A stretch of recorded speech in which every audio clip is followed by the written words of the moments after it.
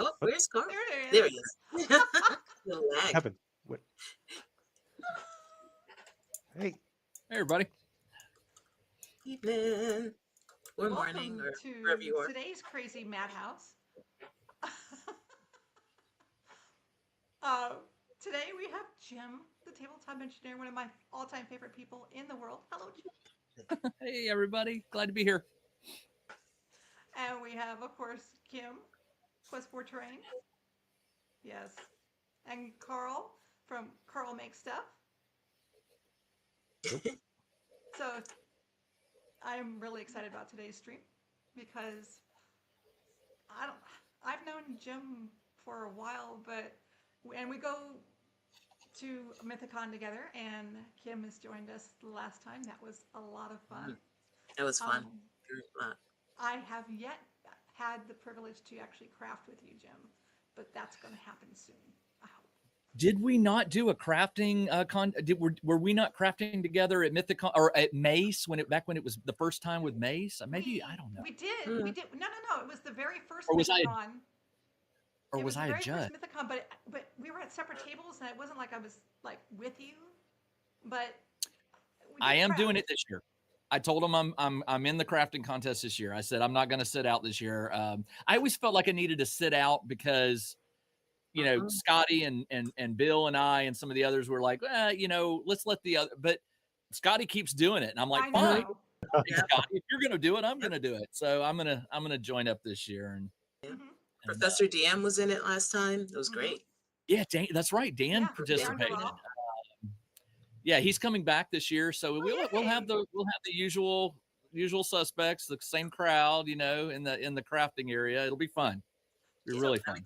Folks, I'm excited. What we're talking about is in North Carolina, twice a year actually, they have a convention that is unlike any convention because it features crafting as well as gaming.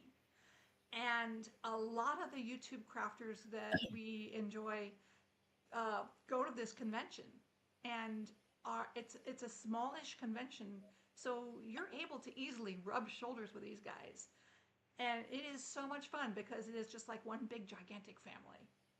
And they have a crafting competition every year, just the one time though, because they have a convention in March as well.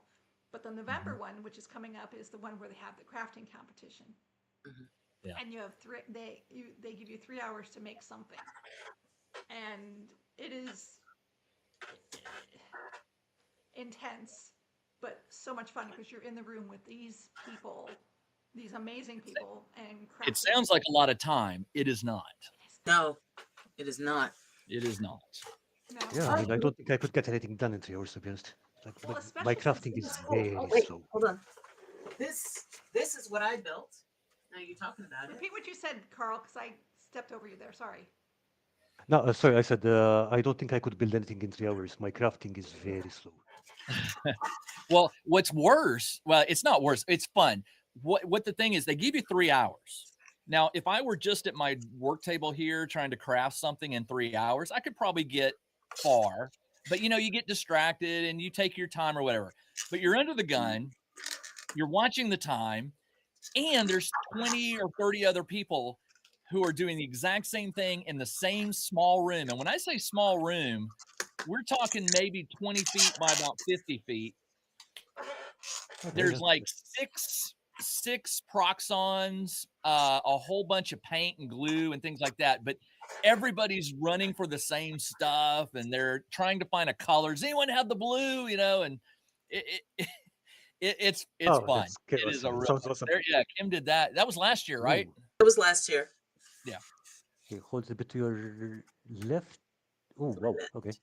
Yeah, she did this in 3 hours, folks. Nice. And it does light up. It's just hard to see. Oh, I can see it now. Yeah. So every year they come up with, well, they usually have a theme or a rule or something, a twist or whatever. Like I think this year you had to incorporate lights, or maybe, or what was it last year, Kim? Oh, they gave you a mini. They gave you a mini. That was it. The mini. It had to sort of be thematic, you know, for what you got. Mhm. We don't know what they're going to do this year. They haven't. No. They don't tell you literally until you walk in the room, and then they go, "Okay, here's the twist." You know, it'll Mhm. probably be you can't use the color black.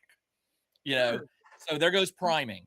You know, or, you know, or people will be mixing up brown, red, blue, purple. You know, to make their own or whatever. Uh, it's definitely going to be fun. I'm sure they'll come up with some strange twist to it that we can't predict. So It was a lot of fun. It was a little bit stressful just because I'd never done that before. Just had the yeah, clock on me, but it was a lot of fun. So your first time at Mythicon and you chose to participate in that. I was like, good, you know, whenever I go to a new convention, I always have to ease myself into it, kind of figure it out. But no, Kim's in there running a game and doing the crafting, and I was like, whew. no, I didn't run a game. I'm still thinking about this year, but I didn't run a game last year. But I did win most hot glue. You did with how is that like a prize for most hot glues, or do you literally win Yeah, hot glue? most hot We glue we wins. we Yeah, did have categories. I was a judge. I remember we had categories. Like we had to, you know, the one that involved the most electronics, the one that had the most glue. There was a couple more, and I'm trying to remember, but yeah, we gave out like 5 or 6 awards. And what's really cool is they have awesome prizes. I mean, Proxon sponsors it. So does I think, or it Oh, used to be nice, Army Painter, and they gave out Proxons to like everybody. I mean, just you know, nice. any winner got a Proxon, Oh, I and got mine. hmm yeah, yeah, Yeah. it's very cool. If you can come to Mythicon, it's in Charlotte, November 7th through the 9th. Does that sound right? I believe that's correct. I sound like I'm an owner. I'm not. I'm just a big fan of it, and it's my one I look forward to it every year. And I even have local here in Atlanta. I have local conventions that are good, and I go to them. But getting out of Atlanta and going to Charlotte and seeing all these crafters and people I've met, and what's funny is, like Lisa said, you meet so many people. It's only about 700 or 800 attendees, which is small. But out of those 700 or 800, every year I go, I add a few more that I know. Now I know 100 plus people there, wow. and it's become the go-to. It's like I have to go. Yes. So And I am wearing also, if we're sort of on the convention theme, I am wearing the Crit T-shirt, community run, um, uh, Infinite, I think. Yeah. Infinite Tabletop. yeah. And this was an online convention, and I was one of the GMs, and Carl and Lisa also GM'd, and it was really exciting. And Chris Bynum's in the chat. He was one of the major organizers. So thank you very much for the opportunity to GM during that, and I'm definitely going to be in next year. And I wanted to show my crit pride. Thank you so much. Woohoo. So, Jim, what's Well, I going was on in the world of the tabletop engineer? well. I apologize. People are probably going, "What's wrong with him?" I keep gritting my teeth. I really did. I really honestly. The plan was Lisa told me about this a week ago, so I had a whole week, and I was planning on coming and crafting something like real time. Like I don't have a second camera, so it probably worked out for the best, but I'm going to get one. And I told Lisa and Kim and Carl that I'm going to come back in maybe a month or so and do a real crafting session. But Sunday night, I was playing with my family. And I am almost embarrassed to say how it happened, but I was playing pickleball, which is like tennis. And my youngest son just gently popped one up over the net, which is in this area called the kitchen. And I had to run and I don't like to lose to my boys. And I ran right at that net. And when I reached out, I lost my footing and I came down right on my elbow. And I don't know if it's going to show up on camera, but I landed bam right here on the Move your elbow edge. towards your nose. Do what? Move your elbow towards your nose. This You is as can't? high as I can Oh, lift my no. that's starting No, to no, no. hurt. I mean to the she means to the left. Oh, I can But lift. It's bruised all down this side and around. I can Oh. lift my arm up, okay, but stop torturing yourself. moving it hurt. I know everybody's gritting their teeth like, stop. my wife wants me to wear a sling so that I don't move my arm, and I probably should, but it just hurts. And so I was like, you know what? I'm not going to be able to craft today, but I will. Let me heal up, and we'll come back and we'll get to making something. I don't know what. Heck You yeah. betcha. Make. I'm looking forward to that. So pickleball is a dangerous sport. Be careful. And hi, Mia. Hi, Mia Hi, Geek. Mia. Oh, Mia's on. Hello, Yeah. Mia. Yeah. So when you're talking about crafting, you were mentioning something prior to the stream that is a very interesting subject that I would like to pick up here again about 3D printing. So Okay. give us your feeling on that. Well, those are my two 3D printers right there. Mm-hmm. And as a matter of fact, they just finished. Mm-hmm. I tend to keep them running pretty constantly, but right now they're quiet. They just finished. Years ago, and I mean years, like 7 or 8 years ago, when I started my crafting channel, I made everything by hand. I would cut the foam, texture the foam, prime the foam, glue the foam, everything. And I still enjoy doing that. There's something about building something with my hands, that it's just more enjoyable to me on the table. But what eventually happened was I created enough terrain and special things that I kind of was like, what do I make next? Because I was making things that I was actually using in my games. And 7 or 8 years ago, somebody asked me, or there was a question brought up on one of the channels, and I think it was actually asked to DM Scotty. They asked him if it was Scotty, because they said, is 3D, I do a lot of 3D printing. Do you consider that crafting? And at the time, a lot of us, and I hate to sound this way, I think we came off as snobbish, and it wasn't really meant to do that way.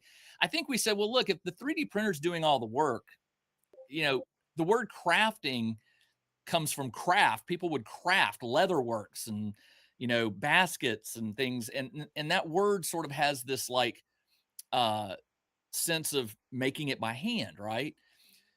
And a 3D printer just prints out a 3D model.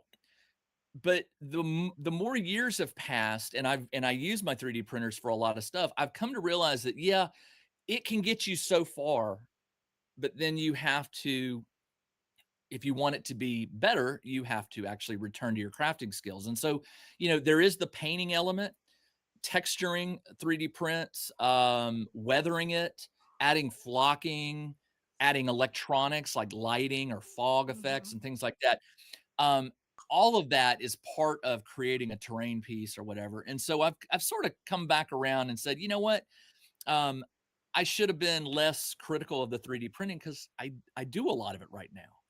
And so, yeah, when we were talking earlier before the show started, if all they have is a 3D printer and they're painting and adding effects and things, you know what? That's crafting. Because if it's something you're proud of and you put on the table and you're playing a war game or an RPG or whatever, and you're proud of it, be proud of it. You made that. The 3D printer may have made the form, but you brought it to life. Now, if somebody just throws like a plastic piece on the table, I'm not going to say that's not crafting, but I'm going to say it's not finished, right?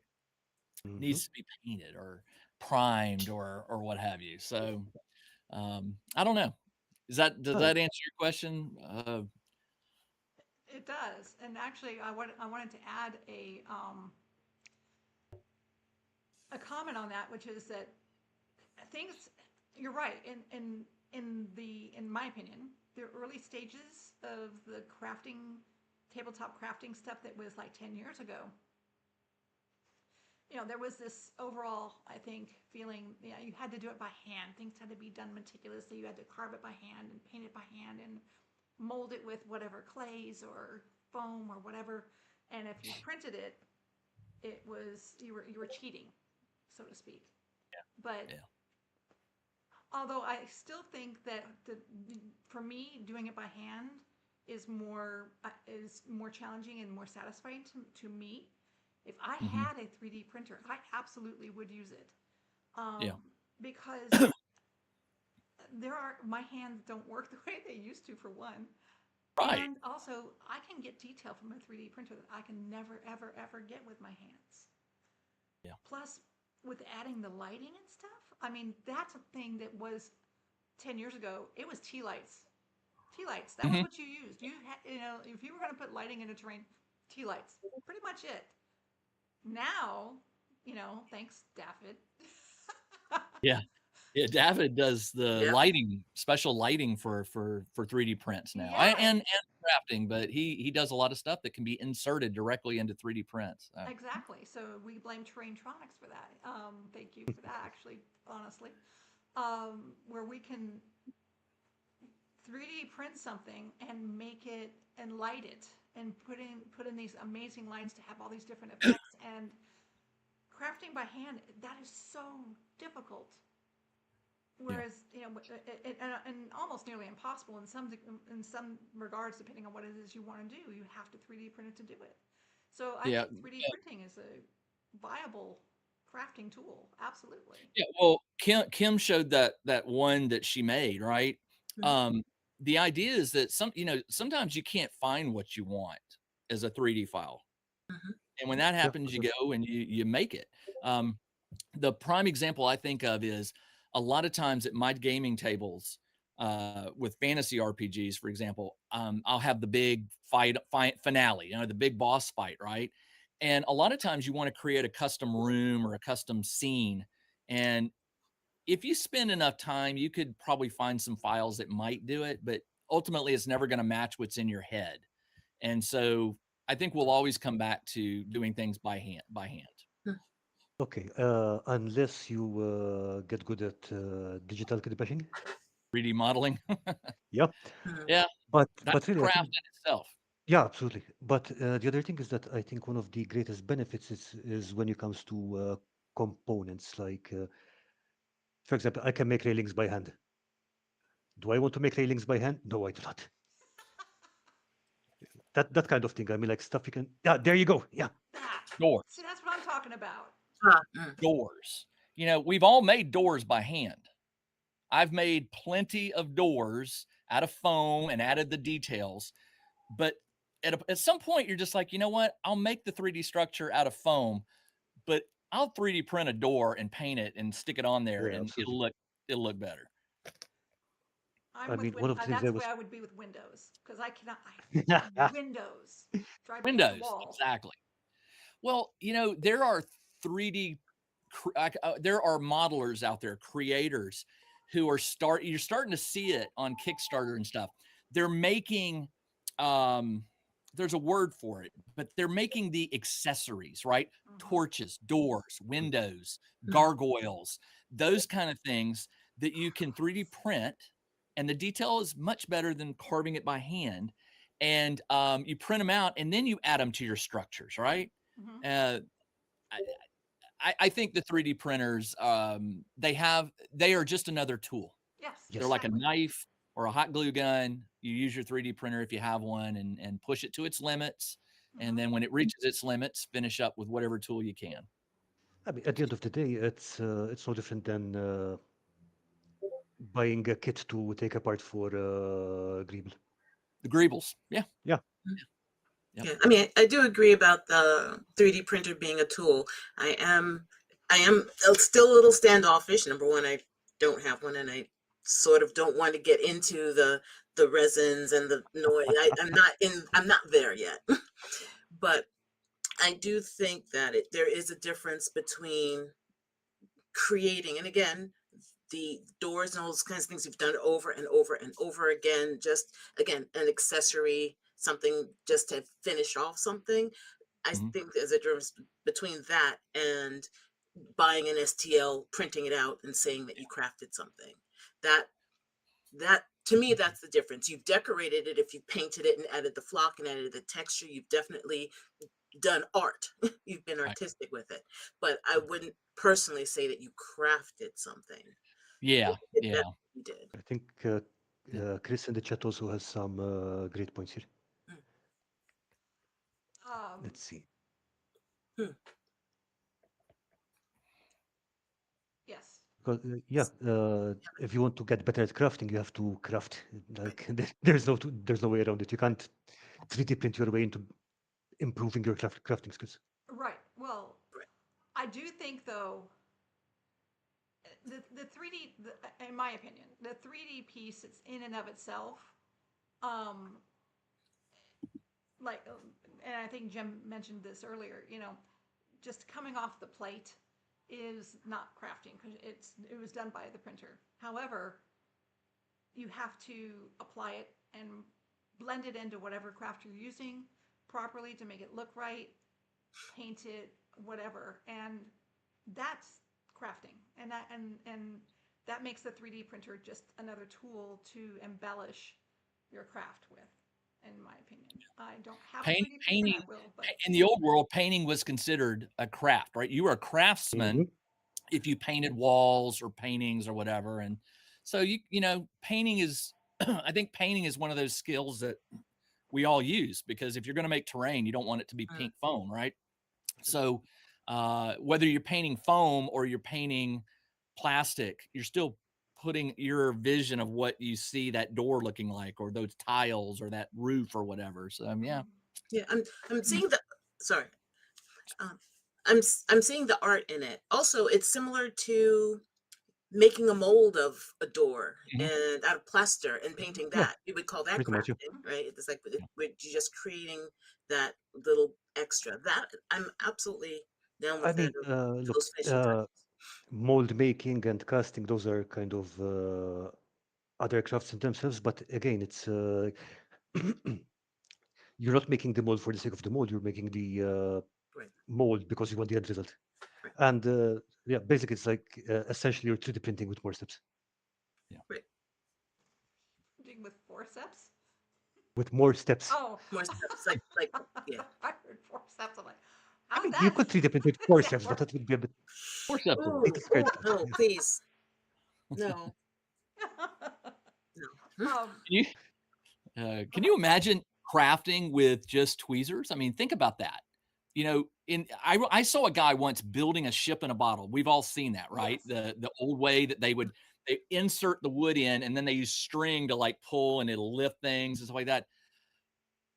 My eyes, first off, can't handle it. But it's interesting when you think about that. It's like we take for granted our fingers when we're crafting, because someone who doesn't have the ability to use their hands, for example, or if they're using something that they can't touch, like a ship in a bottle, right?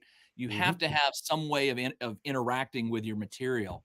So when you said that, I heard the same thing when I was forced. I was like, whoo, I can't imagine having to place everything by tweezers and stuff like that. So sorry, Carl. It's just the accent threw us. Oh yeah, happens. No, it wasn't the accent. I misunderstood what he said because I don't hear well sometimes. Once he said what, I'm like, oh yeah, that makes more sense. I do this with my Yeah, husband yeah, all the four time. steps makes better. Yeah. My husband will say something and I'll say, did you just say X, Y, Z? And he'll be like, no. Anyway, all right, I'm gonna put you on the spot here, Jim. Oh boy. Mm. Hold up. I want you to throw up on that screen that when you were showing us that the tower. Tower. Yeah. I'll have to take a step back. Oh, I'm Oh, sorry. Just- I'm sorry. No, no, no, no, no, no. It's all good. It's all good. I just have to take a step back. So, as a side story, I am going to be running a war game at I'm going to be running a war game at Nithicon for a game called Frostgrave. It's a wizards fighting in a city for loot and stuff. It's a war game, not an RPG. And so I wanted a centerpiece that really catches the eye. I wanted a big, tall wizard's tower. And I could make a wizard's tower, but I'm using existing 3D printed terrain, and I wanted it to match. Does that make sense? When you get some terrain that doesn't match, it sort of, to me, it just throws me off. So I I know it. found this file and I 3D printed it recently, and it's a big old tower, top to bottom. That's how it's about, what, 2.5 feet tall. wow. Um, it comes in parts, so you're not printing it all in one piece. There's Mhm. level 1, level 2, level 3, level 4, and then finally level 5 was the roof. Mm. Um, and it's printed in parts so that if you want to run it as an RPG, the minis can actually fit in the room. You know, if I glued it together, it's glued. If I were to take this roof off, you would see the inside of the room, and you would see a trap door going down to the stairs. But I glue it together so if it falls over, it doesn't fly into pieces. But this is an example of what I would do if I were going to craft. If I wanted to make a centerpiece with lighting and fog and weathering and all that, I wouldn't have glued it together. What I would have done was I would have left it open so I could put some lights inside. I probably would have reached out to my friend David and asked him what the best tool is to hollow a hole up, through it so that I could run wires or lights all the way through it instead of having each section have its own battery power and stuff. You know what I'm saying? Like just one control panel. Yeah. But to put this on the table, no, I've got to prime it. I need to dry brush and weather the stone. There's I want to apply some flocking and some grass and some weeds and things like that. Yeah. So it's not done. I could never drop this on the table as is and expect my players to look at this mini world, and not see a piece of plastic in the center. It's got to be done. So there you go. So Chris asks a very good question, and that kind of leads into that tower. So would that be a one-off craft? Is that a craft that you would only put on your table one time, or would you reuse that? I have gotten very good recently in the last year or two about only making stuff that I can use in multiple games. I would use this for Frostgrave.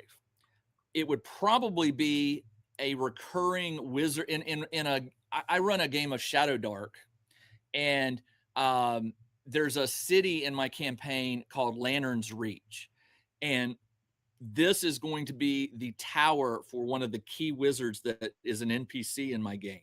So yeah, whenever I decide to spend that kind of money on filament, now granted, this is probably about $10 or $15 of plastic filament in terms of the cost or whatever. But time, it took about 6 or so hours to print that in pieces. I would never have done that. I don't think I would have done that if it was going to be a one-off. I have donated some of my old terrain that I made by hand. I've donated it to like the gaming stores. But one of the gaming stores I made a donation to like a couple years ago, the stuff I was giving them was foam, right? And even though I Mod Podge it and it's hard or whatever, one fall on the table and something usually breaks off or whatever. And so it hasn't held up. Most of what I have right now is 3D printed building structures. And I typically only print stuff that can be used in different settings. So yeah. This will get some use in my Frostgrave game, but it'll also get some use in some RPGs. And if I ever find that I just don't need it anymore, I would not feel bad about donating this to my gaming store because they have a lot of 3D printed terrain, and this would look good up on the shelf. And give it to somebody else. Let somebody else get some enjoyment out of it. Absolutely. Maybe I'll give it away as a contest. I don't know. No. I'd just rather see it in the game store every time I come in and know I did, I painted that. That's mine, or that, that was something I did. So what Chris is asking is to elaborate on my question. If I were making that tower for Frostgrave by hand, I would make some of the levels standalone. It would make the base and the roof swappable to replace snow-covered components with awesome idea. Yeah. Yeah. If it was just for one game, you have to find ways to you probably do want to find some ways to modify it. And believe it or not, this particular tower comes in 2 versions. It comes in this version and it comes in a ruined version, and I mixed and matched. I did the ruin. This part I did as a ruin, right? And the roof I did as a ruin. I don't know if you'll be able to see it, but the roof is sort of caving in. You can't really tell, but it's caving in. but there is a roof that is, and this isn't pointing straight, it's angled. Oh yeah, I The see it. one is pointing straight up. So I took some parts from the non-ruined and mixed it with the ruined to get that look I was going for. And so yeah, you can definitely do that. And Chris, by the way, a lot of creators are getting wise to that. And when they design a structure for 3D printing, they're doing them in such a way that they're offering like multiple roof types and multiple balconies and things. So you can mix and match, especially if you don't glue it together like I did. If you're willing to keep it in pieces, one of the ones that really does a good job of it is called printable terrain. I think that's it. They make almost all of their buildings and stuff of the last couple years is all interchangeable. It's really, really cool.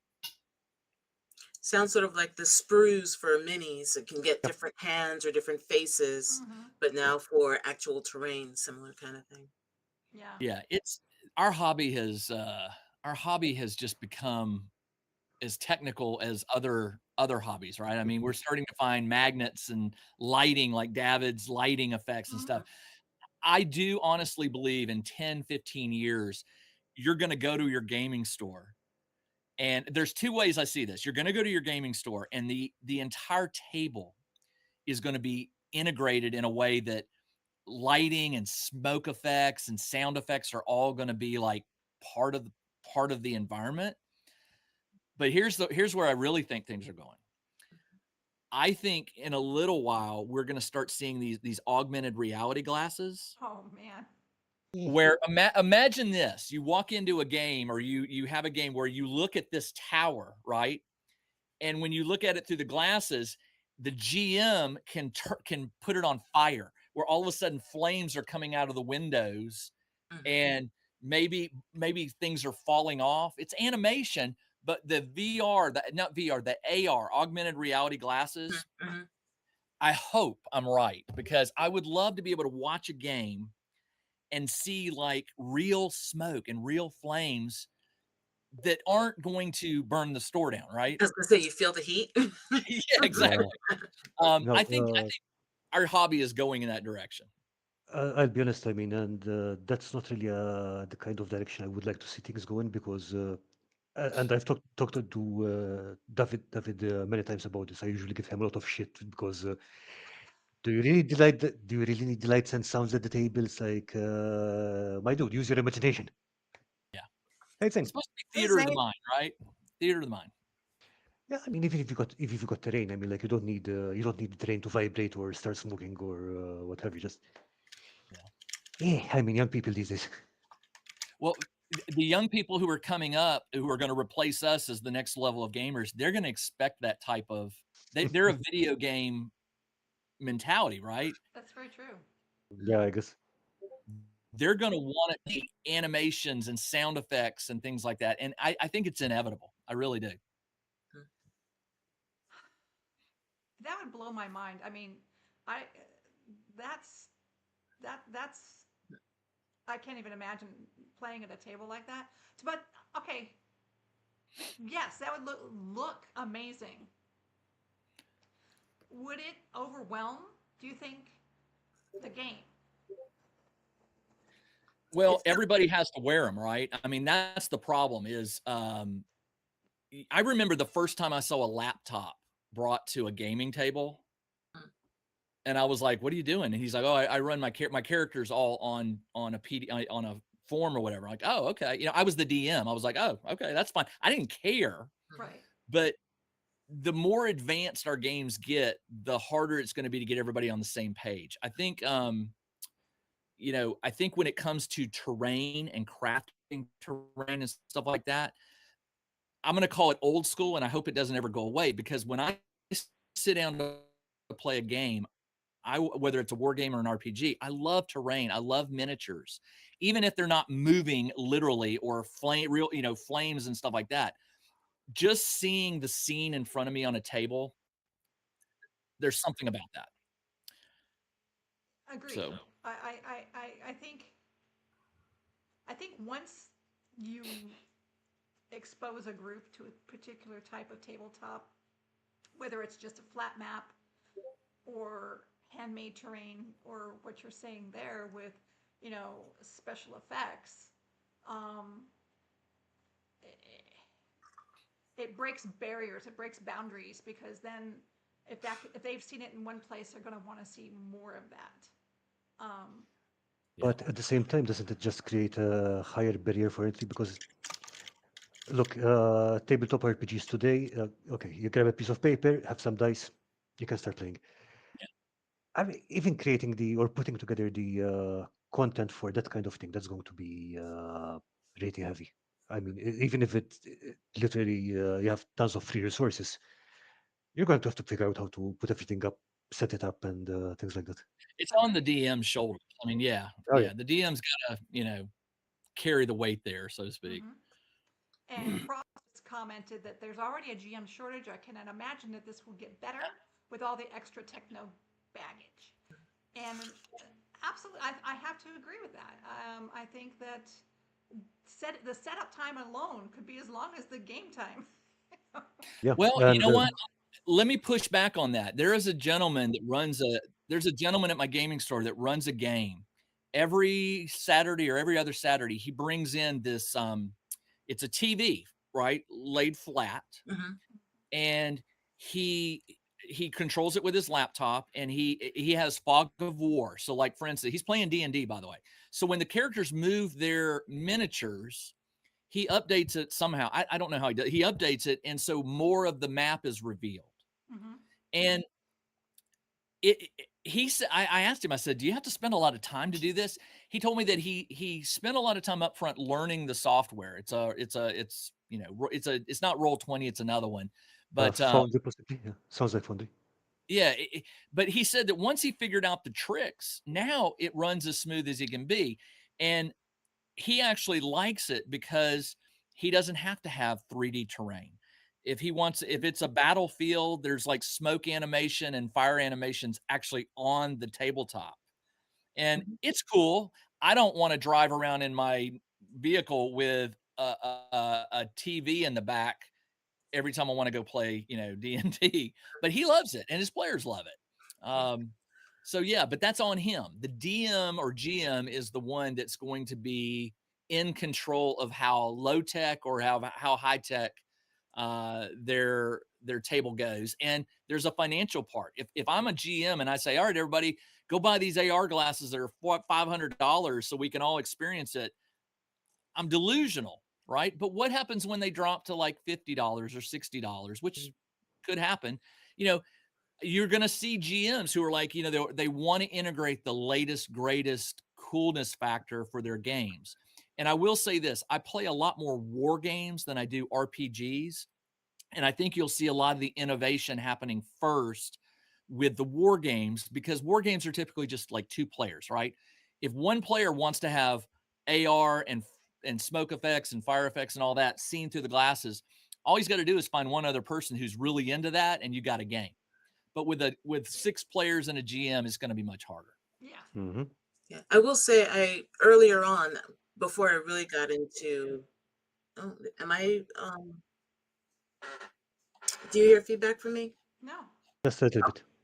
Okay, I'm gonna lower my speakers a little bit. That's good.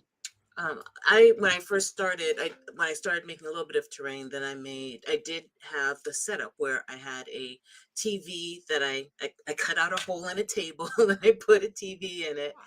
And I did have software that I ran, and I really did like it. I did like having the ability to swap things out quickly without having to go find things, and I could still put terrain on top of it to Yeah. give the 3D effect. So again, yeah, there's a melding of what level you're going to go to, because you can still craft and you're still building the world when you're creating that dungeon, you're creating that landscape on the with the software. So just like you're saying, it all depends on what the GM is willing to learn and uh, interested in learning and doing, and how they want to combine things. I used to bring terrain every Wednesday night to Adventurers League for my D&D session for 2 years. I brought terrain every week, and my players got to where that was standard, right? Well, I could I could never maintain that level of something new every Wednesday. So I put a halt to it and I said, guys, every third or fourth session is going to be theater of the mind. And I did. I just said today is the theater of the mind. We're not doing this. And I had to do that because I had my players, if they saw me come in with a big box, are like, uh-oh, there's a big finale. So I trained them accidentally, and I never wanted to do that. So now when I run games, I do a mix. I'll bring terrain to fool them, and I won't even pull it out during the game. And sometimes I'll bring terrain, and I'll only pull out one piece. And so they don't really ever know when I'm going to go theater of the mind, one scene or a whole night. And you know, you got to do what you got to do as a DM or GM to keep your players on their toes. Okay, to poke a mad monkey. If you I don't know that. I don't know what that means. I don't. I'm just Yeah. trying to say, if to, just to kind of stir things up a bit. Okay. Question No, here. we're not talking about the edible train, okay? We are not talking about the edible train. Actually, that brings in a whole new idea there because edible terrain, fire. You can have a barbecue and eat your drink. Have you seen? Did you see it? Did you see the edible game? What? What? No. Go to Kickstarter, type in game edible, just game edible. You will find it if you search. There, somebody has a game right now on Kickstarter, and it uses edible token monsters. I'm not making this up. Carl. I'm not making this up. Yeah. If you And can't that's find our it, show let for me know. today, everyone. Thanks for listening. Edible game components. And what I don't know is if it has recipes for you to make them, or I think it's the molds. It could be molds, but yes, it's on Kickstarter. It's crazy. Edible Games cookbook, I see. Nope, it is a true playing game. I saw it on Facebook. It's either a Kickstarter or a game. It may be on GameStop or game. Dungeon Treats. Is That's it it. where they've got I think like that's it. gummy bear orcs or stuff like that?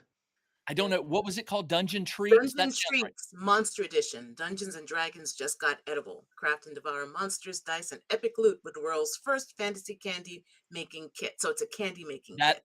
It's a candy making kit. Okay, I saw it. I was like, we're getting crazy here. We're getting crazy. But hey, I'm sitting here talking about AR, augmented reality. Hey, why not have some edible dice or monster tokens or whatever? Sure. I know there's edible dice. I've seen where you can make Jello dice, but they don't roll well, would they? Would they roll right? They wouldn't roll all that great, but I guess if you want to provide treats and food to your gaming group, that's thematic. Yeah, that'd be cool. Okay, now I'm excited because guess what? Their goal was 5,000. They made it. They got 64,912 of their goal, and there's still 21 days to go. This is not an ad for it, but it looks pretty cute. Wow, they struck on something that people want. Well, I know at least one person wants it. It's a cute idea. It is very cute. Dungeon Treats, folks. Go back. Carl and I have had this debate. I don't know how long we've been going on with this, where he's like, no edible terrain, Lisa, and I'm like, yes, edible terrain, Carl. Yeah, all right, look, Carl, that'll be a contest. Edible terrain. Yeah, I mean that's one of the reasons I didn't want it to be. I mean, if y'all go back to the gingerbread houses. That's one of the reasons I didn't want it to be a crafting change because I mean, can you imagine the liability on that? Oh, I made this out of eat it. I made this out of gingerbread. Food poisoning takes poisoning. out a game of sick. On the news, local D&D game ended for food poisoning. I did submit to one of your I did submit edible terrain to one of your challenges, though. I did.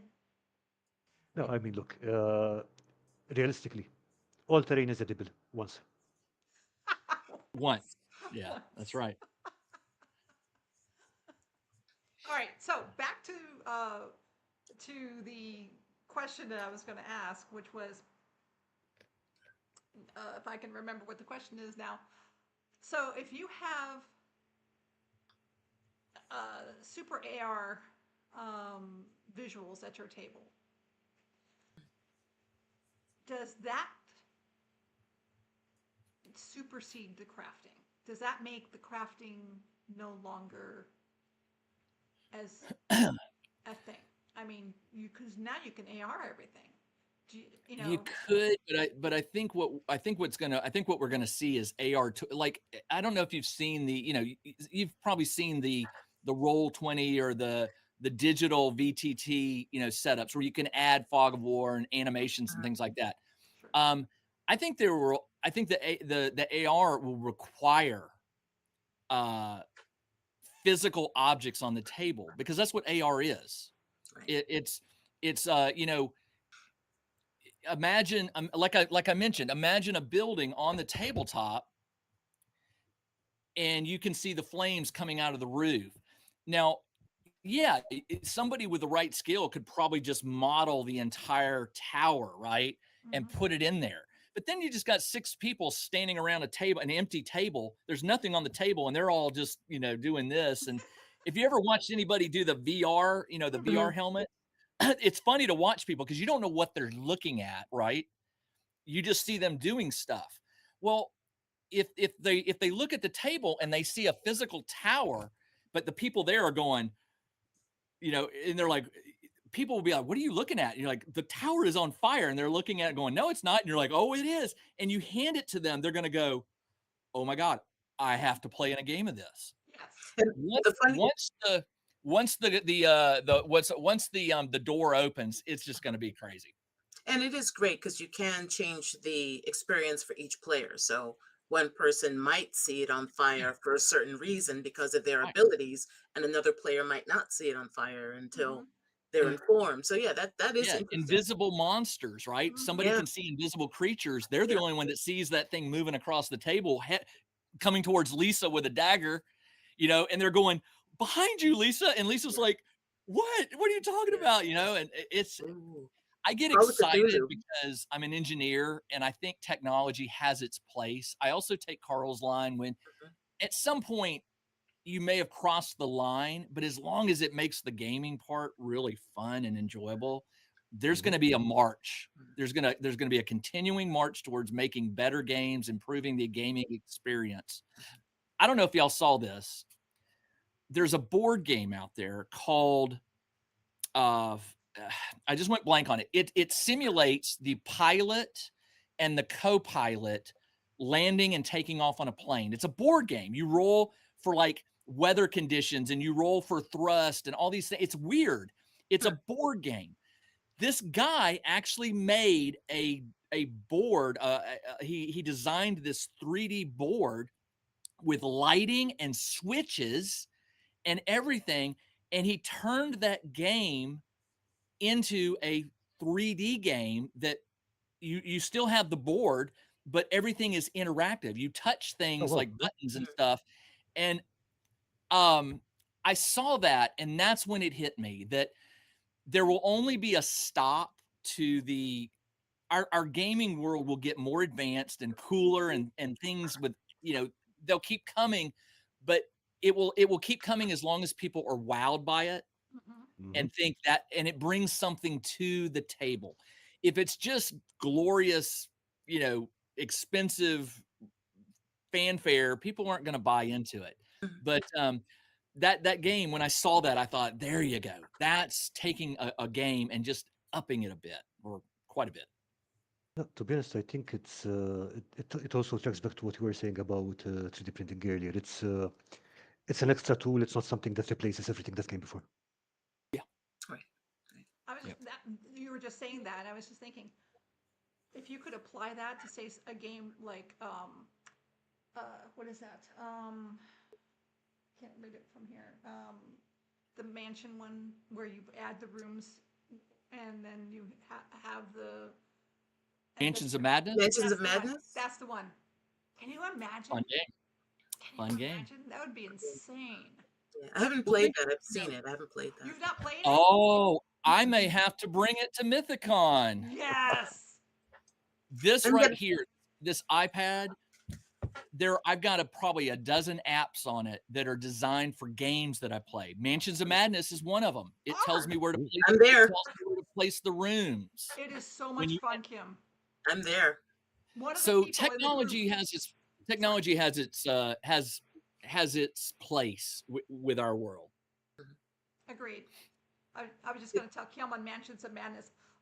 You don't know at the beginning of the game, but somewhere in the game, one of the people at the table ends up being the bad guy. No. I've seen No. it played.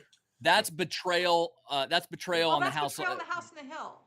That's betrayal. That's betrayal. Mansions of Madness. You play. It's just like Call of Cthulhu. You play an investigator. You have a miniature. Yes. The rooms are tiles. You move into a Yes. room. You can choose to investigate that painting, or you can fight that monster, or pick up that item, and it's all controlled with the app. When I roll my dice and I say I'm going to investigate the picture, I tap the picture on the app, and it says roll 3 dice. If you get 2 hits, you find a clue.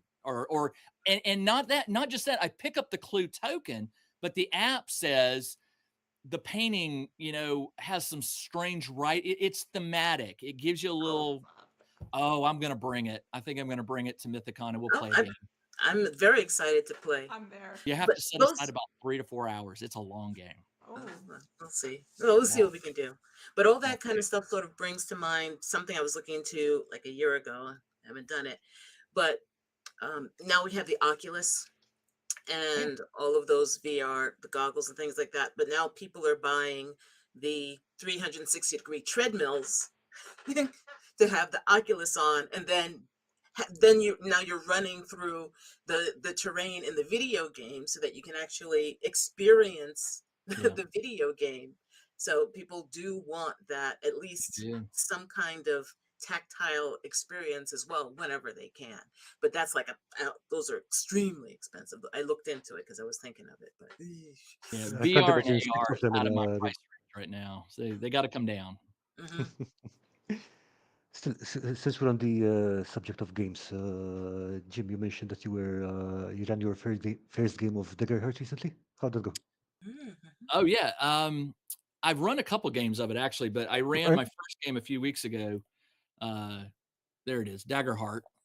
And you can see I've bookmarked this book like crazy. There's only about 10 pages that you have to bookmark, and you'll reference them quite a bit. I enjoyed it. I really like Daggerheart. I think it's different enough from D&D that as a GM, I wanted to get away from certain D&D mechanics and try something new. And this game has plenty of new.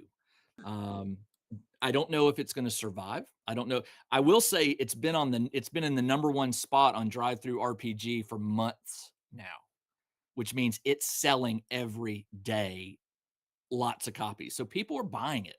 And at our game store here in Atlanta, there's on every Tuesday night, there's 3 tables of 6 people. So 18 people, and it's growing. More people, they're trying to get more GMs because people, they have a sign up online. And so they know how many people want to come and play.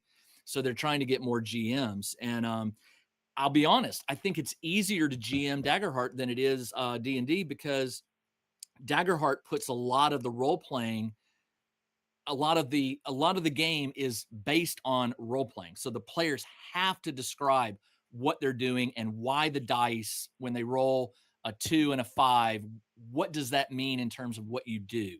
It has to match. If it doesn't, the GM has some tools available where they can interrupt the combat, for example, and come in and show them how it's done. So it's a fun game. Yeah, I've played as a player once. Sorry, Lisa. No. I was just going to, I haven't played it yet. So go ahead, Kim, because I know you have. Yeah, no, I played as a player once, and it was smooth, and it was interesting, some of the mechanics, and I really did want Steve, I think, Steve of Shadows of Arconia. He was Okay. the game master, the GM, and so I did like a lot of the mechanics of the characters in the game, and yeah, I was very interested in DMing it at some point, because GMing it at some point, because it does seem, I'm interested in that fear mechanic as a GM. I'm very interested in that. Well, the players have access to the cards, right? And they can they can when they level up, they can choose these new abilities and things, and they can swap them out when needed.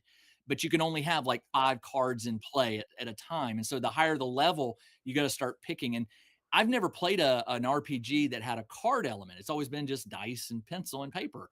And so it's pretty neat to watch the players, interpret their card, and the card will tell you how, when you roll the dice, this is what you're doing action wise, and you've got to describe it. And it's I don't know. Like I said, I don't know if Daggerheart will be around in 5 years, but I gotta say, the people who play it, who I play with, they love it. They love it. I will say about that when, of course, I started with D&D 5e, and DMing that, I did get the spell cards and the monster cards and that kind of thing, because for me it was easier to keep track of. For me, it actually made the game more fun for me as the GM to be able to like flip through and figure out what's going on at this particular time. So I do like that idea of the card element being the able cards to are out of put my that right hands. there. It's on the players now, Yeah. right? I thought that was a really cool Yeah. thing. I like that. The fact that it has, there's so much involved with the character setup, though. I mean, it looks like it takes a. I guess. Thank you. It's not. It doesn't take long to roll a character at all. Mm. As a matter of fact, if you have the cards you just pick. You're like, yeah, I want that ability and that class and that race, and then the cards tell you this is your basic attack, this is your basic hit points and stuff. So a lot of it is handled just by selecting some cards. Yeah, it is super straightforward. Yeah, that's something I'd like to do. Just go through different games and roll up a character and compare. It's like That's a just good not idea. all at once. Roll up a character, see how long it takes, see how many steps there are, and be able to across the board compare how that works. I like that idea. We should do that. I like that Yeah, a we can lot. try that. Yeah, compare it to Call of Cthulhu. That's to me, that's That's intense. That's a lot. a high barrier. It's That's a intense. lot of math, Yeah. but Yeah, I I love mean, it. But I it's love not so any more than good. 5th edition. I think 5th edition is pretty chunky. Yeah, but so Oh, Chris had a comment. Yeah. yeah, so Modifius Modifius? has an in-house 20d20 mechanical resolution mechanic that includes momentum and threat mechanics. Yep. I can't imagine Yeah. the designers were not aware of it when they included hope and fear. Yeah. Oh yeah. yeah, Yeah. I'm pretty sure they did, and I think that was the mechanic that they used in I think they the even Conan role-playing game. I think they reference the call of they reference some of the Modifius rules and stuff. I will give them credit. They don't take credit. In the back of the book, and I don't know where it is, there's a place where they list all of their inspirations and things like that, and so it's all there. That's good. Sorry, the street sweeper's going by. That's No, okay. That's all right. I have a 15-year-old who just got home. He's walking around upstairs. I'm in my basement, and he's going to be running down screaming for dad to make him some food very soon. So I had told Lisa and Carl and Kim that I was going to only be able to stick around for about an hour, and I was pretty close to the mark. Yep. I'm going to add one more comment to the last thing you just said, which is about how they use mechanics from other games. And I think at this point, at least with tabletop stuff, between using cards and dice and different types of measuring mechanics, stats, and so forth, it's going to be hard. You're going to be pretty hard pressed to find something new that hasn't been used in some other game somewhere. Yeah. Mhm. Yeah. Mhm. So Nothing new under the sun. Isn't that what they say? Yep. pretty much, yeah. I think the creativity in it now comes about the way you use it rather than the mechanic itself. But that's the other issue. When I find an RPG, I play a lot of RPGs like once, right? Mhm. I'll try it because it sounds really cool. There's a game I play called Monster of the Week. It's built on the Apocalypse mechanic rule set, which I've played and didn't like, but I like the Monster of the Week twist on it. So you find these games, these RPGs, and you never know until you play them whether you're going to really like it or not. And I'll play any RPG. I usually say I'll play any RPG once to see how it goes. But it's a good time to be a role playing gamer. There's so many thousands and thousands of games out there. There's a lot out there. And it's true. But, well, I mean, I had this discussion with friends of mine when we went up to Washington to visit them a few weeks ago, which was they're avid D&D players. We've been trying to get them to play other things, Call of Cthulhu, Easy D6, whatever, and they're like, no, D&D. It's got to be D&D. And then and I said to them, okay, given what you have learned, I mean, we played 2E and AD&D for years, and then we moved to 5E. And I said, if someone put this before you right now, and you had no idea of what D&D, how to play it, and they put this stack of books in front of you and said, okay, you need to learn this game to play it, would you look at this stack of books and go, heck no, or would you go for it? Yeah. And I think Good point. Yeah, Jim, you were going to say.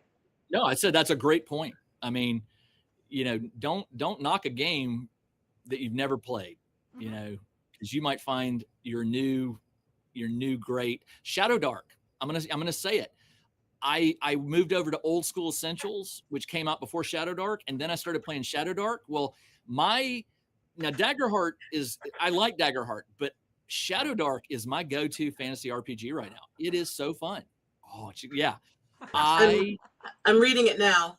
I am hooked. I write adventures for it. I write a zine for it. I think it is absolutely one of my most favorite games ever, and I would have never thought it unless I downloaded the free. When they first started kickstarting it, they allowed you to download a free, like, thinner version of it, and I downloaded it, and I ran the scenario with the starter characters, and my players and we were like, this is awesome. So try it. You might like it. I do have to shout out ICRPG. Yep. Absolutely. Been playing a lot I love of that Hank's as well. art. Hank makes such good artwork for that book. Real quick, Jim, give us a bit about your zine. I want to hear about your zine. Well, people may not know. I used to write for a living. I still do. I was a tech writer for many, many years, but then I got my lucky break when Goodman Games hired me to write. I wrote 3 adventures for 5E that they published. And that's when I realized that I like technical writing, but I like writing gaming stuff better. So I started writing gaming stuff, and eventually I spun it off into 2 zines. I have one called Delver, which is just tables and adventures for OSR games, old school games. You can modify, you can take it and run it with any OSR game. And then I also was so in love with Shadow Dark, I created a zine called Runes. It's up to issue 7 now. 8's getting ready to launch. Nice. And it's a zine just for Shadow Dark. Comes out every 2 months. And I don't recommend zine writing if that's what you want your income to come from. But it's popular, and I do sell them. And so I'm able to write for a living, or I'm able to write content for my gaming hobby and make a little bit of money with it. So it's kind of nice. We'll include links to Jim's zines down in the doobly-doo. You don't have to do that, but I appreciate it. I'll send you the link. Absolutely, we do. I think that I would love to see that. I'll bring y'all some samples of them for Mythicon in November. Okay. Wonderful. Thank you. Oh, sweet. Wonderful. Yeah. My 15-year-old just poked his head around the corner and went, I can read his. I know. I mean, like, every day. I'm like, you know what the kitchen is? You know sometimes more than once. Wow. He doesn't like to operate the oven or the stove, and I'm like, come on, man, you're 15. I was what was it? I was operating on animals when I was fit. No, I'm kidding, but he's hungry, and I'm gonna go feed him. And listen, thank y'all for inviting me. I'd sit here and talk for another hour with y'all. I'll visit because this has been fun, but I will come back. I would love to come back. So you got to issue an invite and I'll come back. We would love to have you back. Open. This has been great. Yep, And absolutely. and hopefully when I come back, I'll be able to use my right arm, and we'll do some crafting. No, sounds I great. would love that. That would be fantastic. Thank you so much, All right. Jim. Glad to Thank be you, here, Jim. and congratulations on the new channel. I Mhm. hope it grows and grows and gets an audience. And you know, I'm always around to help you promote it. So I will definitely promote the channel where I can. And your audience, please spread the word about Lisa, Carl, and Kim and their new channel, because I think it's cool. Very, very Thank you, cool. Jim. Thank you very Thanks, much. Jim. Thank you. Well, All right, y'all have a guys, good one, and I'll see you very soon. Okay. You Okay, will. you take care. Yeah. Good night, Jim. Bye. Bye, guys. Bye. All right. So that was fantastic. I really enjoyed that. That was a great discussion with Jim. I'm looking forward to playing with him at Mythicon. Yep, definitely. Yeah. He is a rock star. So Jim is jealous. definitely a Yeah. rock star. Yeah. So yeah, and I'm definitely check out his zines, which I will include after the stream into the description, and his channel as well. Check into that. I did want to shout out because we do have other people who have channels in the chat. Cross has his channel. Mhm. Mia has a channel, I think, right? No, And well, no, I she mean, doesn't. she It was a she back and has one forth. like my Dungeon Master Machinations channel, which is just it exists, but she's not running anything. Yeah, think. and I Okay, think I think we need some more peer pressure, do you think? yeah, we got Lisa on there. and Zane's coming back, right? Zane's. Yep. Zane's well, Yep. he said it. He promised to come back, and Okay. I'm looking forward to that. Peer pressure. Peer pressure. Do it. Do Do it. Zane. it.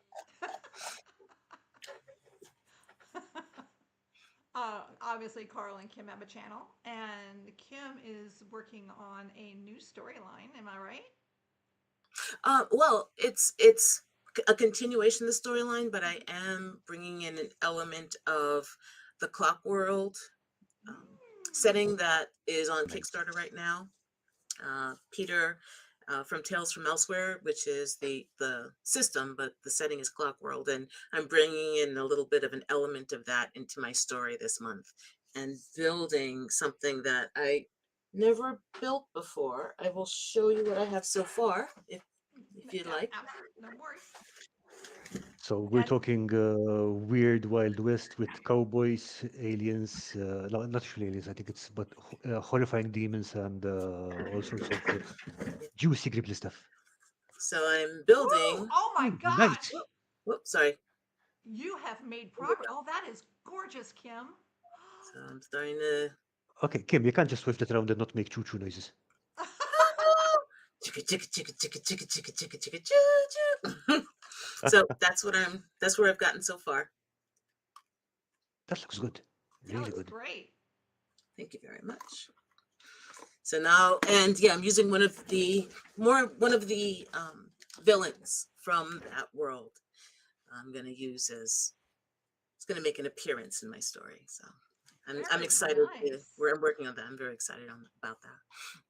And you started on that in the last stream when we were crafting, Yep.